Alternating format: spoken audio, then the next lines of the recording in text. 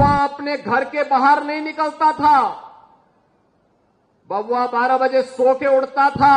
होली हो या दीपावली, रक्षाबंधन हो या शिवरात्रि, रामनवमी हो या जन्माष्टमी, इन पर्व और त्योहारों को इन्होंने बैन कर दिया था। हरे रामा हरे कृष्णा की धुन कुछ लोगों को पसंद नहीं थी, इसलिए समाजवादी पार्टी इसको बैन करती थी। मुझे गोरखपुर से आना पड़ा था, मैं सांसद था, मुझे आंदोलन करने के लिए यहां अयोध्या आना पड़ा था। आज भी समाजवादी पार्टी के नेताओं को वही दौरे याद आते हैं, कैसे जमीन पे कब्जा। कोई भी माफिया किसी भी क्षेत्र का होगा, वह समाजवादी पार्टी से प्रदेश के अंदर जुड़ा हुआ था।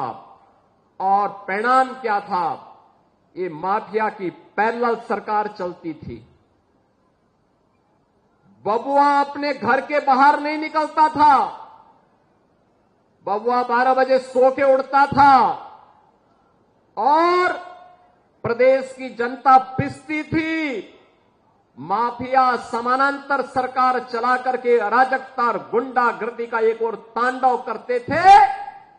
दूसरी तरफ मुस्लिम तुष्टीकरण की हद को पार करते हुए पर्व और त्योहारों में भी इन्होंने किस कदर अराजकता फैलाई थी, किस कदर अराजकता फैलाई थी।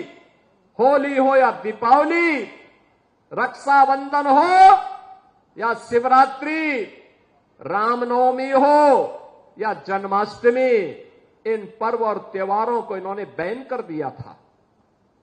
यहां तक कि जन्माष्टमी के आयोजन को थाना, पुलिस लाइन और जेलों में इन्होंने रोक लगा दी थी। कहा जन्माष्टमी में भजन मत गाओ, थानों में नहीं होने चाहिए। आयोजनों को इन्होंने रोकने का काम किया था, क्योंकि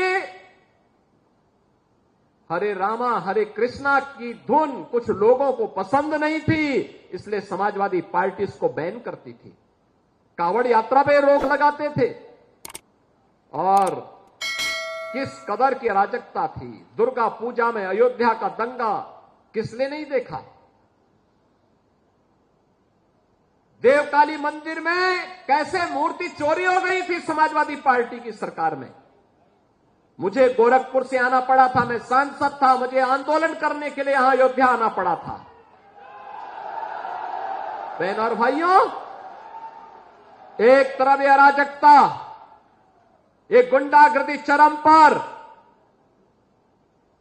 समाजवादी पार्टी की सरकार के समय गरीबों का राशन लूटते थे, गौ हत्या करवाते थे, गौ तस्करी ये लोग कराते थे, वनों के अवैध कटान कराते थे, जमीनों पर कब्जा करवाते थे।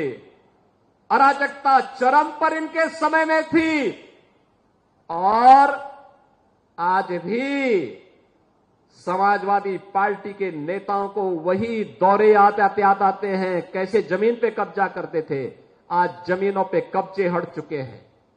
हमारी सरकार ने, डबल इंजन की सरकार ने 2017 में बनने के बाद एंटी भूमाफिया टास्क फोर्स बनाया। समाजवादी पार्टी के भूमाफिया और गुंडों ने जो जमीनें कब्जा की थी, 64,000 हेक्टेयर लैंड को इनके कब्जे से मुक्त कराया।